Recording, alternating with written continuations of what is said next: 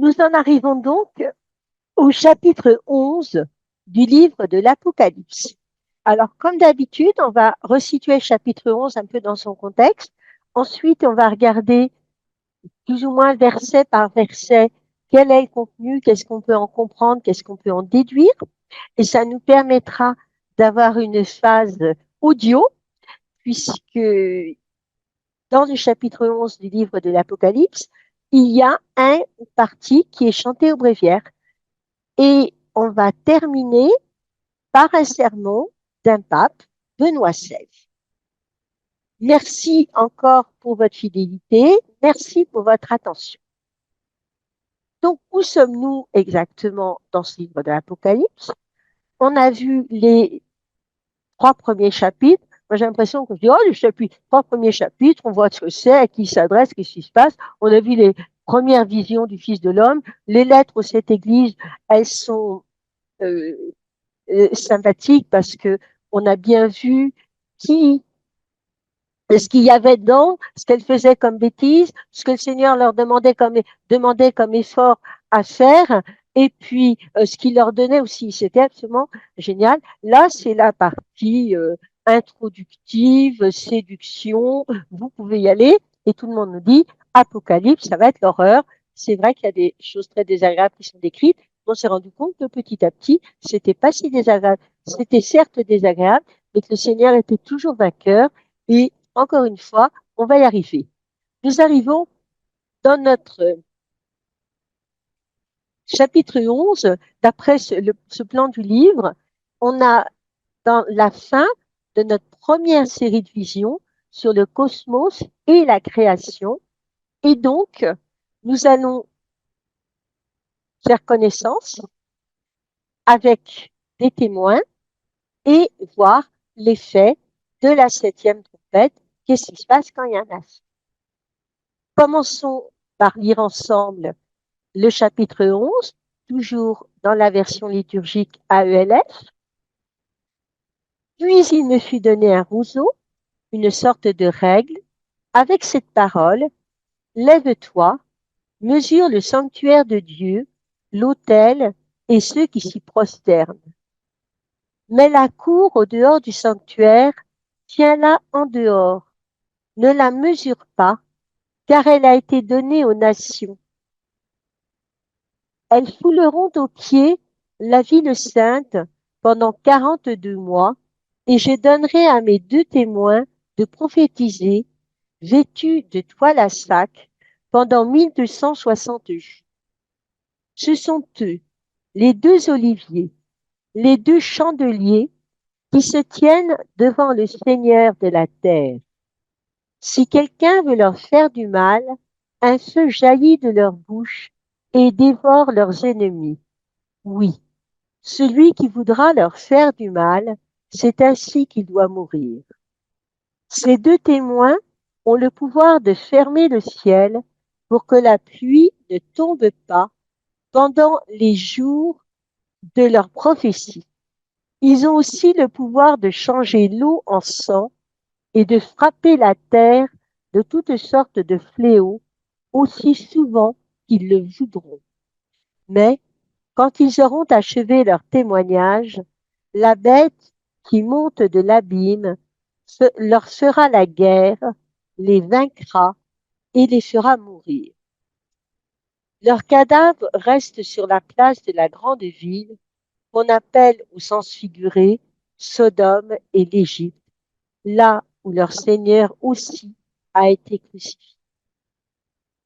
De tous les peuples, tribus, langues et nations, on vient regarder leurs cadavres pendant 3 jours et demi, sans qu'il soit permis de les mettre au tombeau. Les habitants de la terre s'en réjouissent, ils sont dans la joie, ils échangent des présents. Ces 2 prophètes, en effet, avaient causé bien du tourment aux habitants de la terre.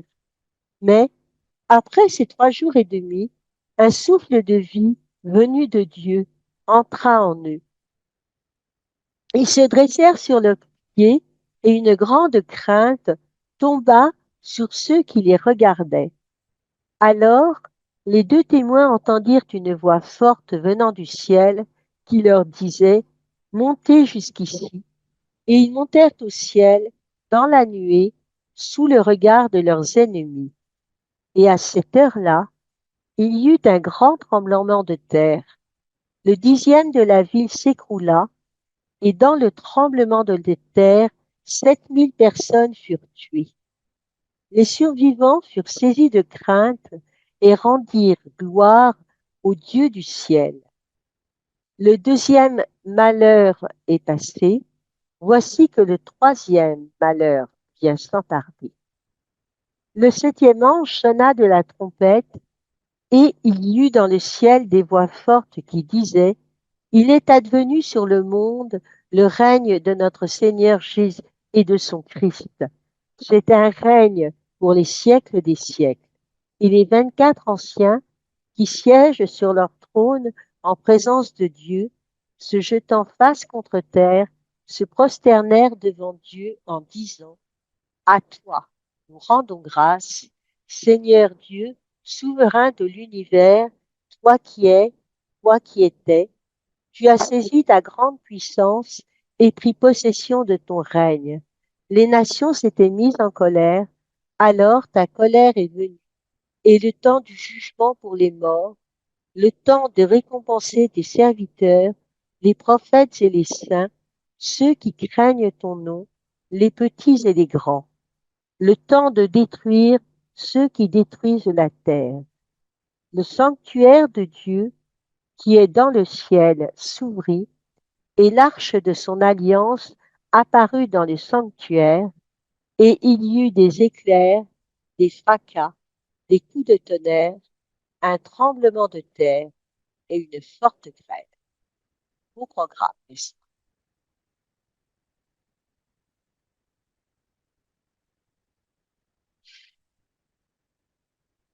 Ainsi donc, nous avons quitté le voyant après qu'il ait reçu et exécuté l'ordre de manger et de prophétiser.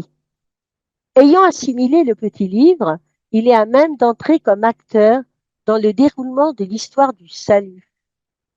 Il intervient en qualité de prophète, en fait. Et sa mission, la mission prophétique, a pour premier office de manifester dans le domaine des réalités les plus saintes, le temple, la cité sainte, le caractère double de leur existence, à la fois préservé et livré aux nations. Donc ce chapitre, il ouvre la prophétie de ces temps particulièrement calamiteux pour l'Église et du triomphe qui les suit. Il forme un tout par lui-même, mais les chapitres suivants le complètent, bien sûr, et donc c'est le même rôle du chapitre 11 que le chapitre 7 dans celui des sceaux. Au chapitre 7, après l'ouverture des 6e sceaux, la série s'était interrompue.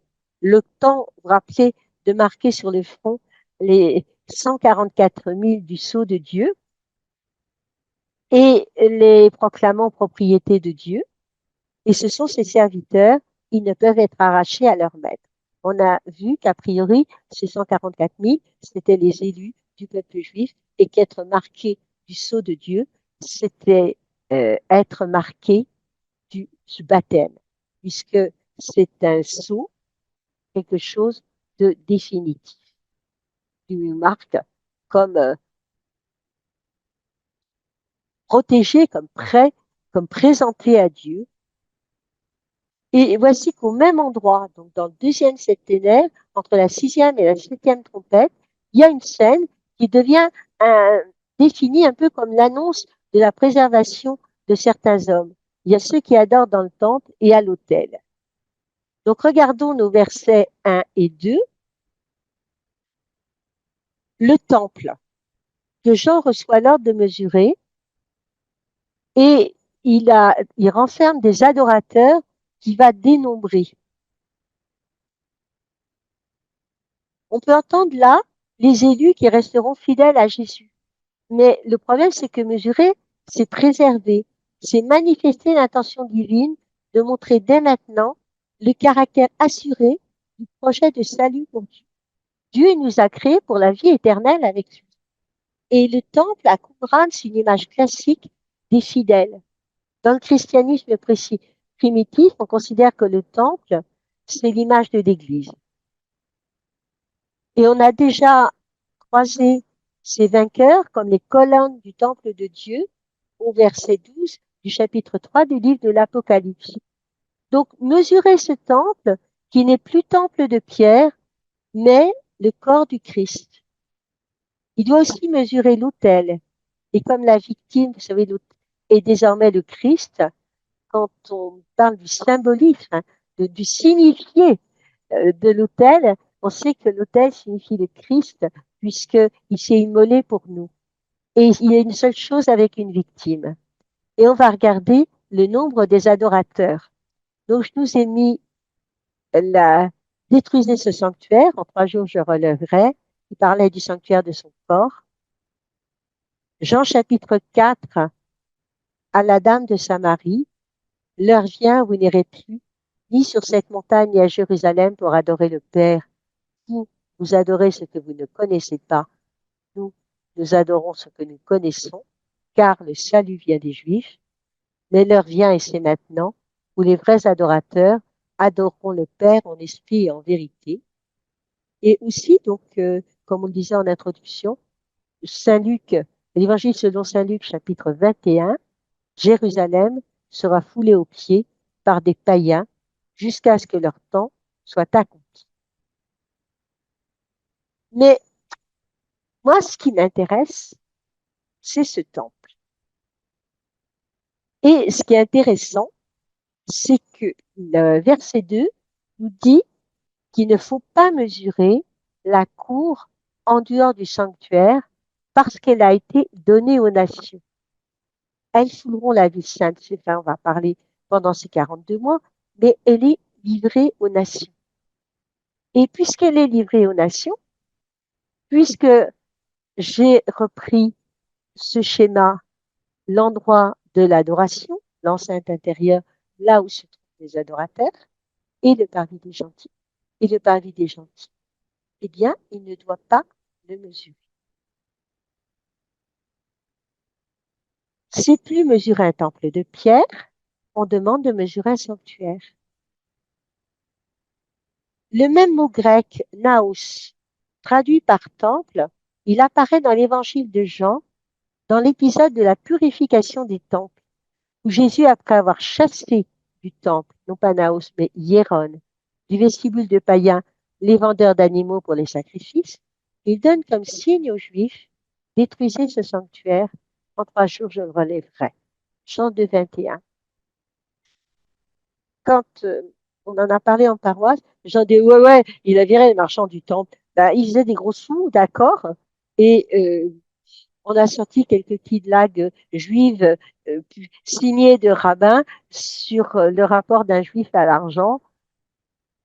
On va laisser de côté ce système, mais il est clair que le mesurage de gens, il n'est pas simplement le but n'est pas de chasser les marchands du temple, mais de laisser aux adorateurs l'espace, le lieu pour adorer, et surtout, le nouveau corps du Christ entre dans l'histoire, c'est l'Église, et Jean, il doit poser les limites au peuple de Dieu, au corps du Christ. Mais il ne peut pas, on lui dit, ne le mesure pas. Et ce qui va se passer, c'est que le parvis des païens va s'ouvrir. Et il y a une séparation entre celui qui a connu le Christ et celui qui ne l'a pas connu. Et dans le temple de Jérusalem, vous voyez la répartition de l'espace selon les différents degrés de proximité avec Dieu. Le saint, l'espace réservé à Israël, le vestibule des païens, et le dernier espace laissé aux païens, pour qu'ils puissent également approcher de Dieu, a déjà une grande portée universelle. Le peuple élu de Dieu, parmi tous les autres peuples, laisse un espace pour les goïms dans la maison du Seigneur, afin qu'eux aussi puissent s'approcher de Dieu. Et donc, le temple s'ouvre. On ne mesure plus. On va enlever les limites du temple. C'est ce que j'ai fait en faisant ce petit clic. Donc, au-delà, le fait que Jean ne mesure pas le temple, ça montre bien que conformément à son évangile, conformément à sa théologie, Jean l'évangéliste, il est venu chez les siens, mais il a donné à tous d'être enfants d'adoption. Donc c'est vraiment l'université d'Église qui s'ouvre par le fait que le parvis des gentils n'a plus de limites. Il va les casser. Quand j'ai découvert ça, je ne vous cache pas que le plafond s'est rapproché de ma tête de façon très proche, tellement je m'en dis cette joie. Rendez-vous compte du cadeau qui nous a été fait, de cette vision extraordinaire. Les murs du temple s'écroulent. Et le parvis, donc, on ne le mesure pas. Ça y est, trop tard. Le livre de Daniel nous dit, je vous l'ai laissé là, que au chapitre 7, verset 25, il prononcera des paroles hostiles au Très-Haut, il persécutera les saints du Très-Haut, il entreprendra de changer la date des fêtes et la loi. Les saints seront livrés à son pouvoir pendant un temps, des temps et la moitié d'un temps. Voyez que ici, la cité sainte, c'est bien Jérusalem au sens littéral, et donc l'Église tout entière. Et donc, ce temple il montre bien qu'il y a un cœur avec C-O-E ou C-H-O-E-U-R, si vous préférez, et tout ce tout, c'est qu'on ne mesure pas le parvis pour permettre à tous d'accéder et de s'approcher des adorants. Le parvis extérieur, le parvis des gentils, tout le monde y a accès, et les païens peuvent y faire, peuvent y venir. Alors, par contre, ils y font ce que bon leur semble. Et cet parvis, il est ouvert pendant 42 mois. Alors, 42 mois, on va faire un petit peu de chiffres. 3 ans et demi. L'aspect important, c'est que c'est un chiffre tronqué qui indique un temps non définitif, un temps qui, par sa structure, est marqué par l'incomplétude et de ce fait doit être accompli. Temps d'oppression et persécution subis par les Juifs sous Antiochus IV Épiphane. C'est pour ça que j'ai laissé Daniel 7, 25. Cette persécution a duré environ 3 ans et demi, de la moitié de l'an 167 au mois de décembre 164. Oui, c'est les chiffres plus élevés d'abord et plus légers après, parce qu'on est bien avant Jésus-Christ. On est bel et bien avant Jésus-Christ. À cette époque, donc, Antiochus IV a fait ériger la statue de Zeus olympien à l'intérieur du temple. C'est l'idole, l'abomination de la désolation. Et ce chiffre, 42 mois, coïncide, désigne le temps de l'épreuve et de la persécution, mais il coïncide avec un temps eschatologique qui correspond à la moitié de la 70e et dernière semaine d'année du plan de Dieu sur l'histoire, tel que Daniel nous l'explique au chapitre 9. Par la suite, ces 3 ans et demi vont désigner typiquement la durée de l'épreuve eschatologique et le temps de l'Église sur terre. Et on va les retrouver tout à l'heure, c'est Apocalypse 12.3, 12.6, 12.14 et 13.5. On en reparlera, faites-moi confiance. Ézéchiel, il avait été témoin de la chute de Jérusalem et de la destruction du temple, mais bien avant Daniel. C'était en 587, toujours avant Jésus-Christ. Et durant sa vision, il avait assisté au mesurage du temple pour qu'à l'avenir, ce dernier fût reconstruit conformément au projet initial et dans la succession du précédent. Vous voyez l'intention de la mesure. À chaque fois, un acte, il y a une volonté derrière. L'intention. On en reparlera de ce terme. Et qu'est-ce que nous dit Ézéchiel? Eh bien, vous l'avez sous les yeux, dans des visions divines, le Seigneur m'emmena en Israël. Il me déposa sur une très haute montagne, sur laquelle, au sud, il y avait comme les constructions d'une ville. Il m'emmena là-bas, et voici, il y avait un homme. Son aspect était comme l'aspect du bronze. Il avait à la main une sorte de cordon de lin, ainsi qu'une canne à mesurer. Il se tenait à la porte. Mais ici, il n'y a plus les 3 espaces, le saint, le parvis d'Israël et le parvis des païens, mais il y a simplement le vestibule des païens qui ne doit pas être mesuré parce qu'il a pris les dimensions du monde entier. Pardon. Certains disent que les adorateurs sont des juifs fidèles. Et Jean, il connaît les images du siège de Jérusalem par les Romains. Il a vu Jérusalem historiquement foulée aux pieds par les païens et le temple détruit. Selon la prophétie révélée par Jésus lui-même en Marc 13, 2, tu vois ces grandes constructions, il ne restera pas ici pierre sur pierre, tout sera détruit. Mais le lieu saint est désormais le corps du Christ qui s'étend dans l'histoire et comprend la communauté chrétienne confessée. Donc Jean est en train ici de faire une relecture de l'histoire du Christ du point de vue de l'Église. Et c'est maintenant le temps des païens. Expression technique qui revient à Luc 21-24. Jérusalem sera foulée aux pieds par les païens jusqu'à ce que leur temps soit accompli. On pourrait retrouver Isaïe 63-18, Daniel 8-13, qui désigne la période allant de la destruction de Jérusalem jusqu'à la reconstruction du peuple d'Israël, durant laquelle Israël reste chassé en dehors de sa terre. Ce temps est de 42 mois, un temps qui va donc revenir souvent dans l'Apocalypse.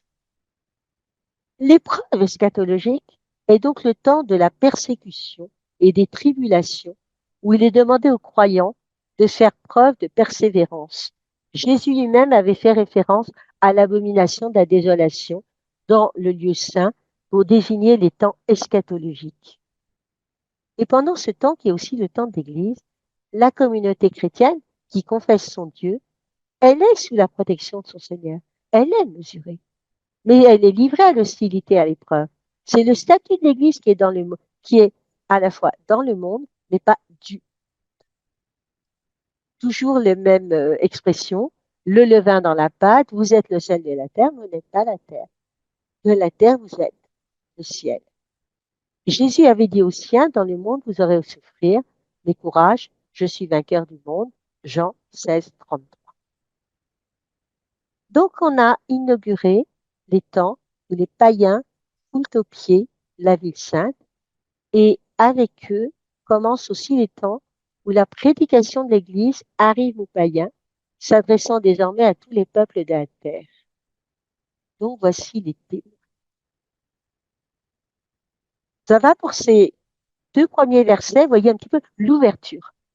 Gardez bien ça en présence. Si vous retenez qu'un mot de ce chapitre, c'est bien que si le salut est ouvert à tous, qu'il y a persécution, puisqu'il est ouvert à tous. Tous, ils font pas forcément tout ce qu'il faut. Et puis, il y a les adorateurs qui sont là. Jérusalem sera foulée au pied. Alors, continuons notre lecture du livre de l'Apocalypse. Dieu, avant cette persécution terrible, va donner mission à ces deux témoins de prophétiser. Alors, qui sont ces deux témoins?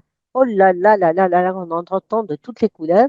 Mais je vais vous expliquer quelques petites choses qui permettent d'identifier. Pour toute la tradition, il s'agit d'Enoch et d'Élie. Enoch au nom de la loi de nature, Élie au nom de la loi écrite. Ils prêcheront la pénitence pendant 1260 jours.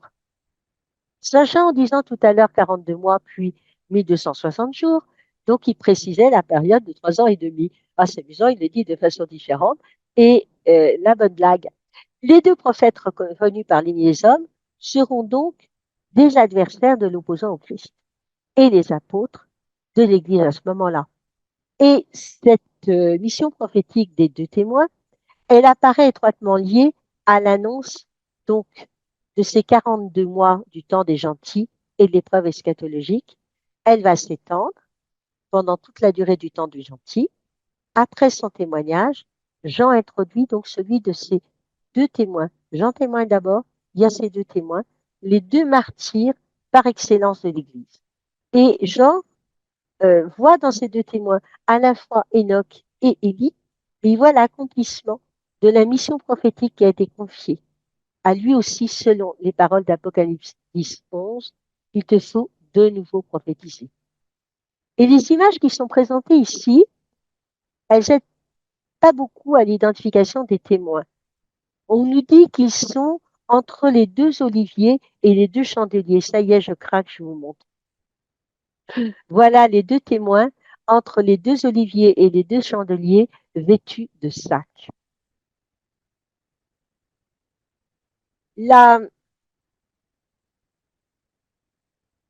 Jean se sert donc de la vision de Zacharie, où le prophète est en train d'annoncer la reconstruction du temple, voit un chandelier aux côtés duquel se tiennent deux oliviers.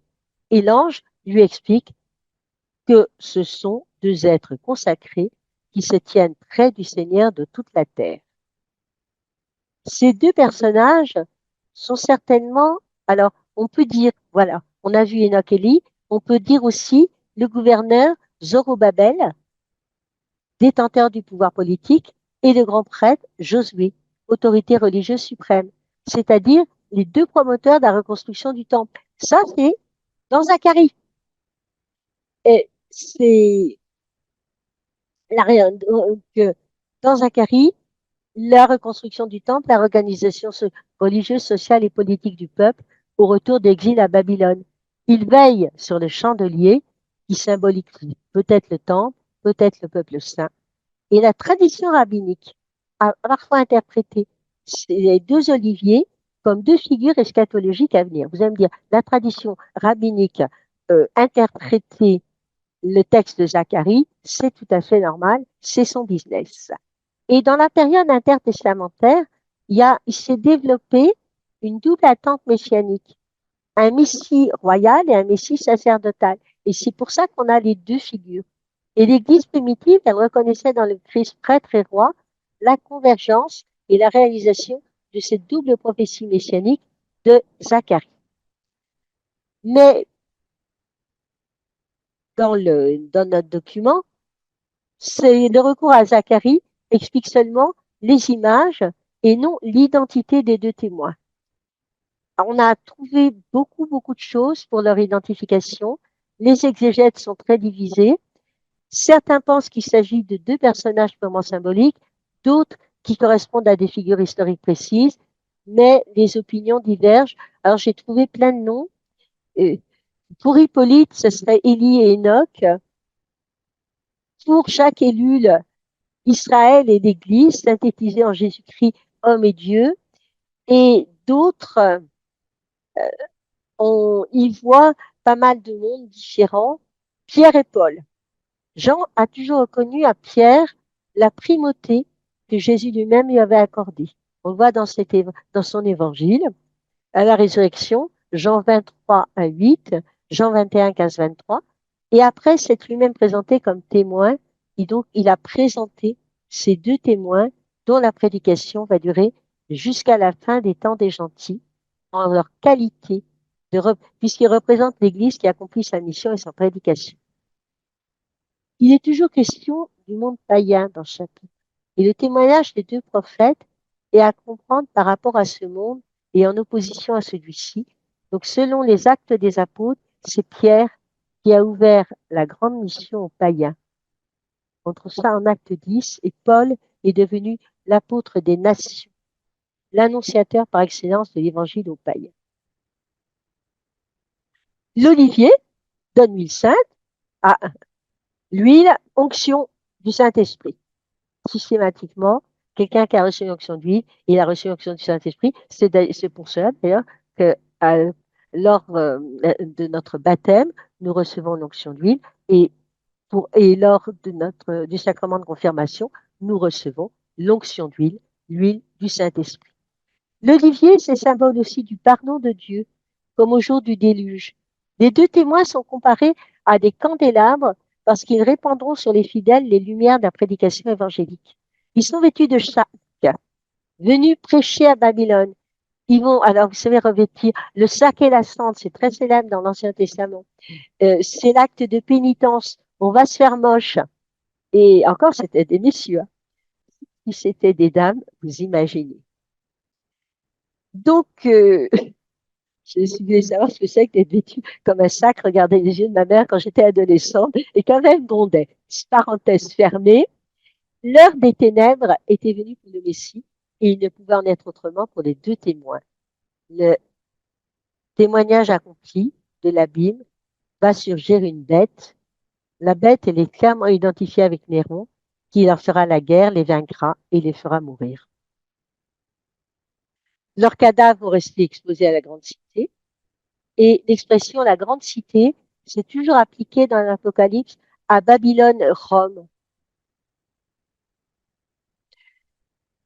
on a la première épître de Pierre, elle connaît aussi l'application à Rome du nom symbolique de Babylone.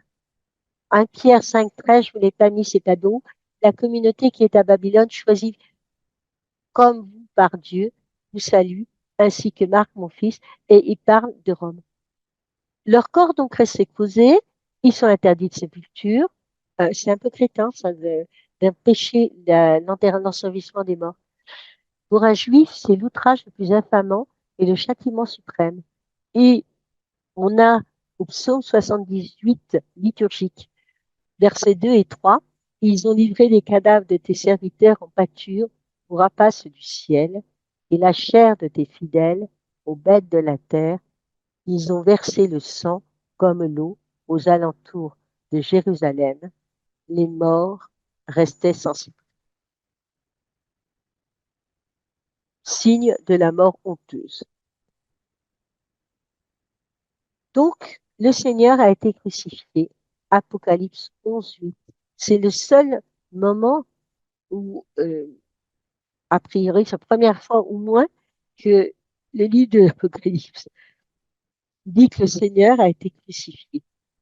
Pour Jean, Rome a sans doute une grave responsabilité dans la mort de Jésus et c'est Pilate qui l'a livré à la crucifixion. Là, il faudrait regarder par le menu l'évangile de Jean pour bien comprendre comment est-ce que y a eu des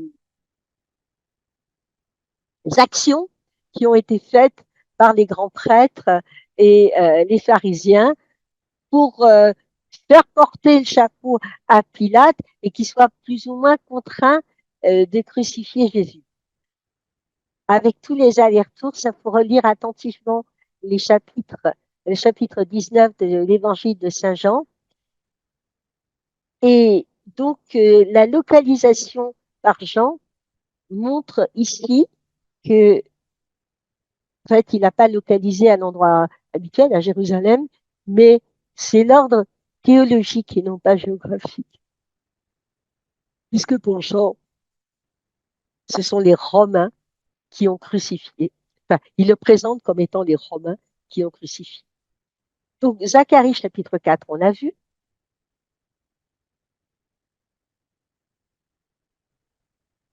Les deux témoins, donc on a vu, ils ont le pouvoir de Moïse et Élie. Et Jean, qui en parle, il a vu le drame vécu par l'Église peu avant 70, après Jésus-Christ.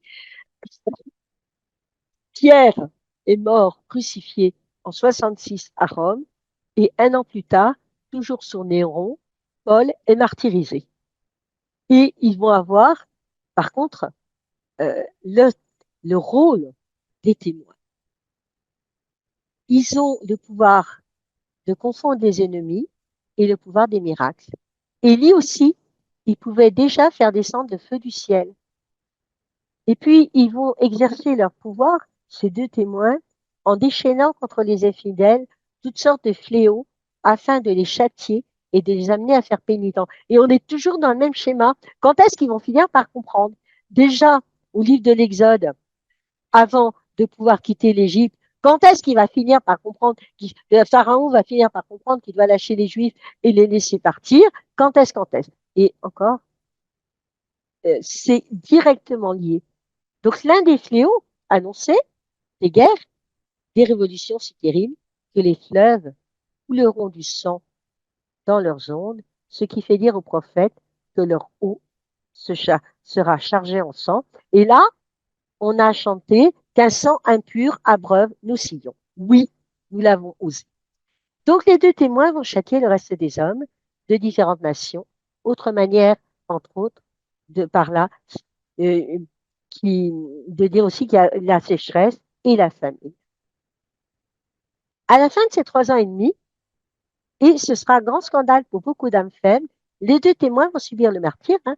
On a dit martyr de Pierre, martyr de Paul, partageant le même sort que leur divin maître et qu'un grand nombre de prédicateurs de l'Évangile. Ils seront mis à mort par qui?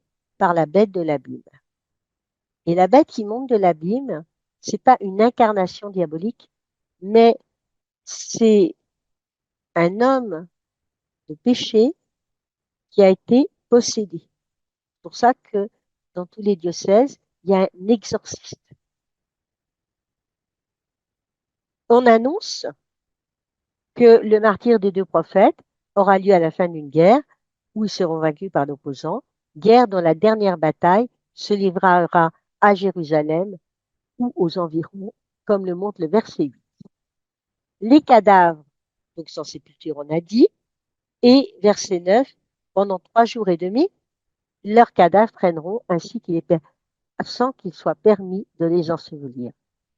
Les hommes, verset 10, s'en réjouiront dans leur triomphe impie, et ceux-là surtout qui auront été le plus frappés par le spectacle de leur vie pénitente, par leurs avertissements, par leurs menaces et par leurs miracles accomplis en témoignage de la vérité de leur mission. Jésus a été mis à mort par le pouvoir de ce monde, et c'est au cœur du monde que se situe aussi la mort des deux apôtres qui meurent comme le Seigneur. Vous voyez Saint-Pierre, Saint-Paul. Donc là, on dit, le seul passage, on parle de crucifixion.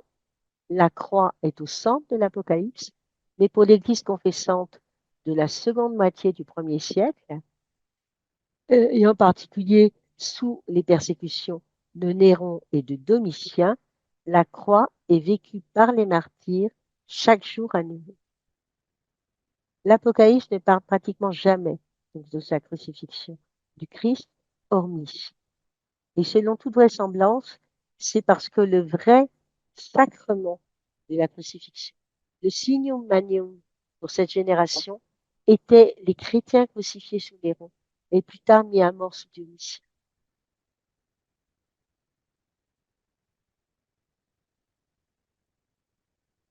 Donc Pierre est mort, Jean est âgé, puisque Jean parle de Pierre. Pour l'Église primitive, c'était le signe du que le retour du Seigneur était imminent. À toute époque, on a dit c'est tout de suite. Le temple avait été détruit et dès les apocalypses synoptiques, vous savez que Apocalypse est un genre littéraire et qu'on trouve le genre littéraire Apocalypse dans les évangiles, c'était un autre événement eschatologique fin des temps, directement en lien avec la venue du Seigneur.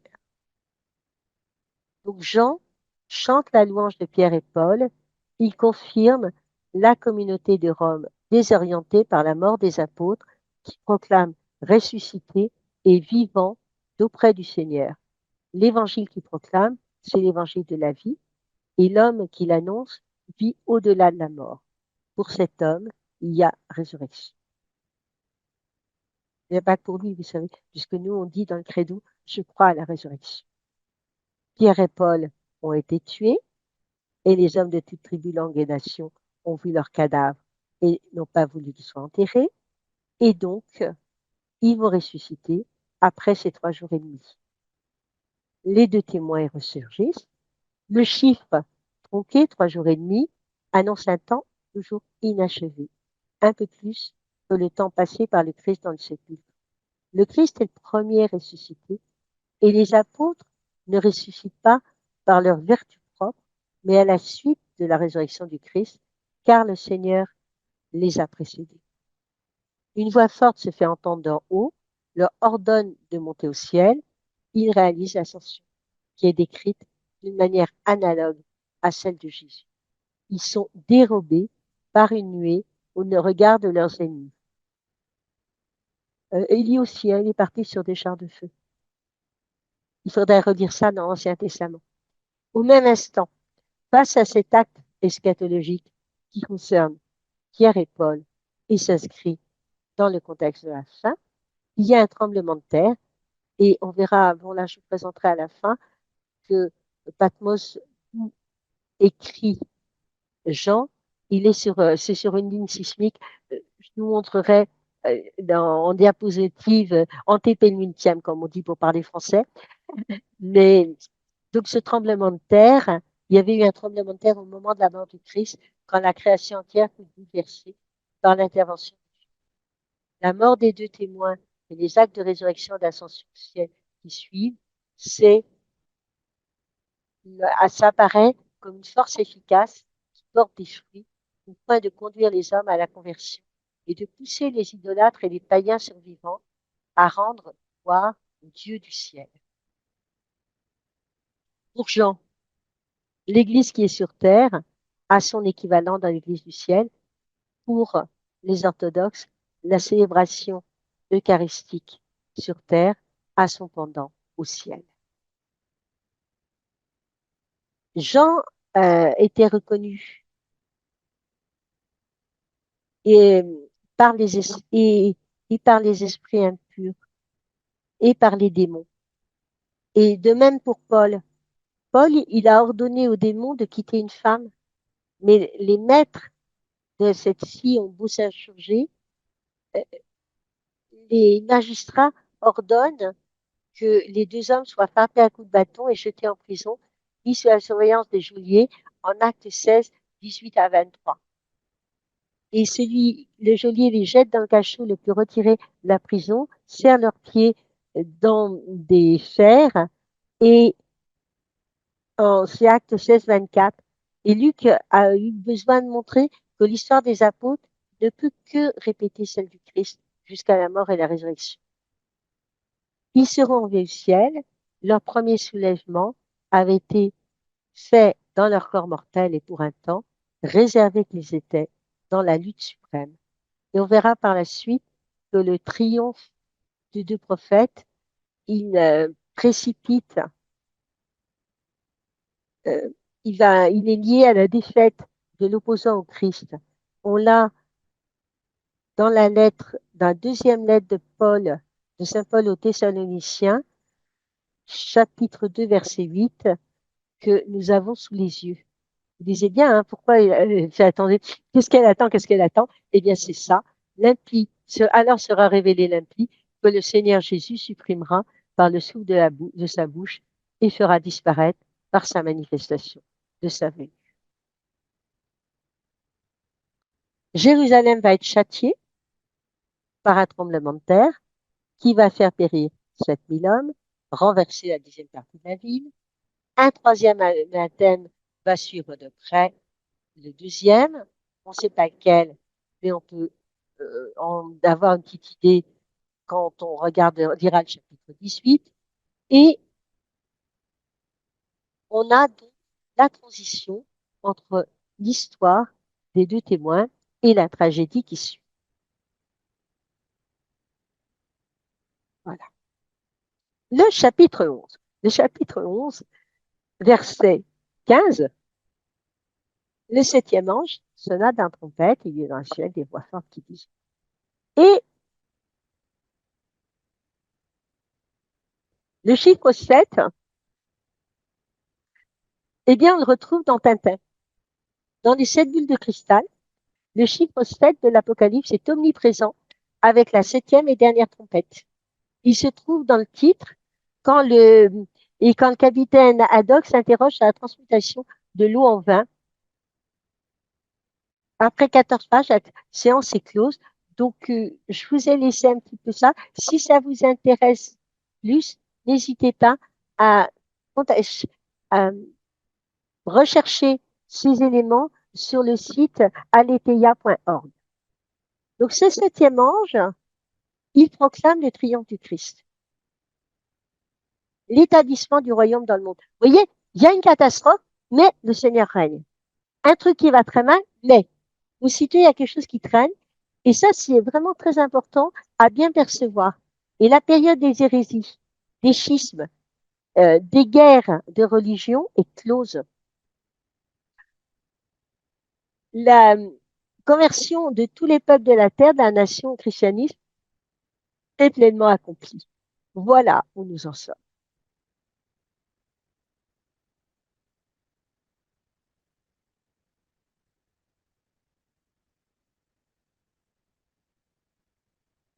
Une fois l'évangile annoncé, l'Église est constituée, il va se tenir une grande liturgie de remerciement. N'oubliez pas qu'une liturgie, célébration publique de la parole de Dieu, et surtout, dans liturgie, il y a ergon, travailler. C'est pas parce que il y a une liturgie que les personnes qui y vont sont des passifs. Ils sont acteurs, de même que le chirurgien qui la main travaille avec sa main, de même le participant à la liturgie est acteur de la liturgie. Donc, devant, de parenthèses fermées, devant ce qui se produit sur la terre, au ciel, on rend grâce à Dieu et on fait Eucharistie, rendre grâce. En grec moderne, Eucharisto se dit c'est merci. Au moment où j'en écris, donc le verbe eucharistène a une signification technique et désigne déjà la célébration eucharistique. Pourtant, les Grecs l'ont gardé dans leur grec moderne, ils disent merci, Eucharistie. Ça fait tout drôle. La royauté, l'autorité sur l'univers, vue du ciel, appartient à un roi unique qui est Dieu et son Christ. Ce royaume unique est le royaume éternel. Daniel nous le dit au chapitre 7, versets 13 et 14. Je regardais au cours des visions de la nuit et je voyais venir avec les nuées du ciel comme un fils d'homme. Il parvint jusqu'au vieillard et le fit avancer devant lui. Il lui fut donné domination, gloire et royauté sur tous les peuples, toutes les nations, et les gens de toutes langues de servir. Sa domination est une domination éternelle. Les 24 vieillards se prosternent, ils célèbrent une liturgie et rendent un culte à Dieu et adorent Dieu en disant à toi nous rendons grâce. Et l'action de grâce de l'Église est représentée par ces 24 vieillards. On l'a déjà vu avant ça. On a déjà vu cette liturgie célébrée par les 24 vieillards au cours de notre lecture. Le Christ est venu et les païens se sont mis en colère, ils ont eu peur. Le temps du jugement est venu, mais il faut jamais craindre ce temps de jugement puisque c'est un jugement d'amour. Est-ce que on va prendre le verset 16 comme une répétition de ce qui a été dit ou pas? Poum, poum, poum. Mais ce qu'on sait, c'est qu'à la fin, on chante celui qui était et qui vient. Alors que quand on psalmodie, quand on chante le Fils en communauté, eh bien, la doxologie, donc doxa, la gloire de Dieu, si le psaume est psalmodie à 3 stiches, au Dieu qui est, qui était et qui vient pour les siècles des siècles. Amen. On a une formule à 3 stiches. Or là, ce qui est et c'est important de voir de quel temps on parle. Du fait que la doxologie chante celui qui était et qui est, elle proclame que le temps est venu de donner la récompense aux serviteurs. Le jugement ne se réalise pas. Jean doit développer un troisième signe. On va voir la prochaine fois que ce signe concerne la femme. À, ce, à cet instant, le sanctuaire de Dieu s'ouvre dans le ciel et l'arche d'alliance apparaît. Le Dieu qui possède la royauté du monde se manifeste comme un Dieu d'alliance et de miséricorde. Et donc, cette énumération du verset 18 des événements eschatologiques montre que le texte parle de l'accomplissement final et on va trouver des allusions au psaume 2. Je vous laisse le lire.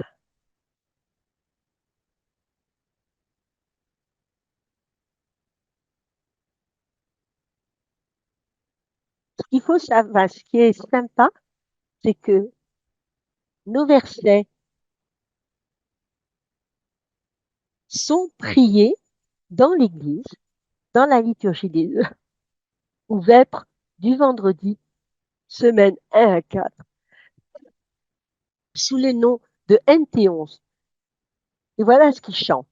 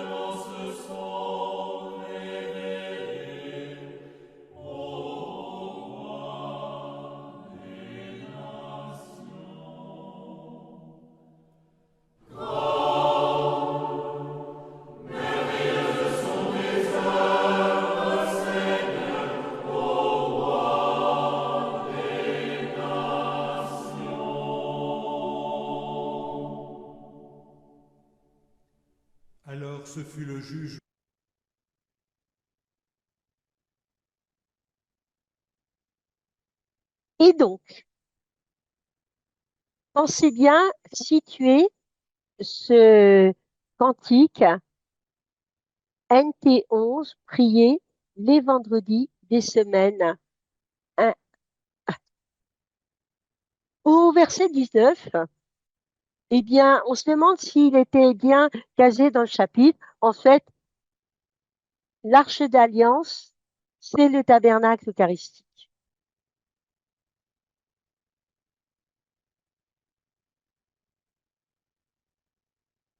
On y voit les éclairs, les voix, les tremblements de terre, les coups de tonnerre, on les voit comme la prédication, les avertissements, les anathèmes, les jugements, enfin, les anathèmes, les alertes de l'Église et la manière dont les gens sont là.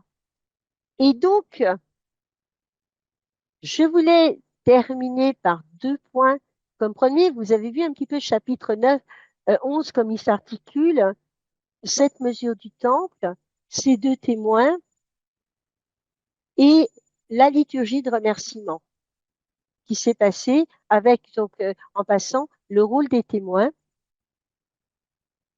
juste pour nous rappeler que Patmos est un lieu sismique. Voilà l'arc volcanique. Et donc, il y a eu des tremblements de terre ici. Et puis, pour terminer, je vous ai trouvé une magnifique homélie du pape Benoît XVI, excellent théologien au demeurant, c'est l'homélie 23 611 qui nous est, qu'on va lire ensemble. Dans la première lecture, nous avons entendu, alors s'ouvrit le temple de Dieu dans le ciel et son arche d'alliance apparut dans le temple. Quelle est la signification de l'arche? Qu'est-ce qui apparaît?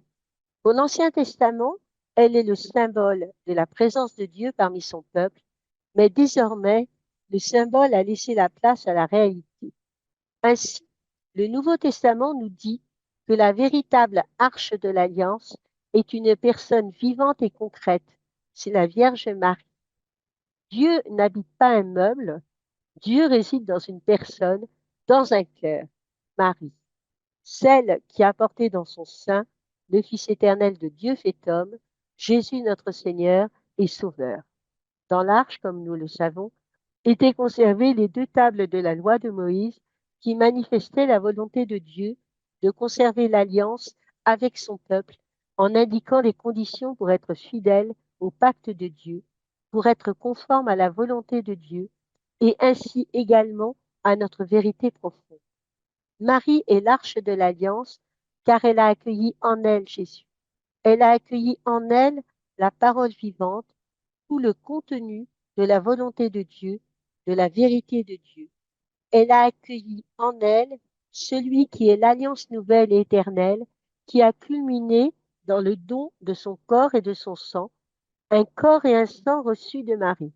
C'est donc à juste titre que la piété chrétienne, dans les litanies en l'honneur de la Vierge, s'adresse à elle en l'invoquant comme Fédéris Arca, c'est-à-dire arche de l'alliance, arche de la présence de Dieu, arche de l'alliance d'amour que Dieu a voulu établir de façon définitive avec toute l'humanité dans le Christ. J'espère que cette lecture du chapitre 11 du livre de l'Apocalypse vous a maintenu dans cette espérance et dans cette arche de l'alliance. Je vous souhaite, je vous remercie de votre attention et vous dis à très bientôt si vous le souhaitez.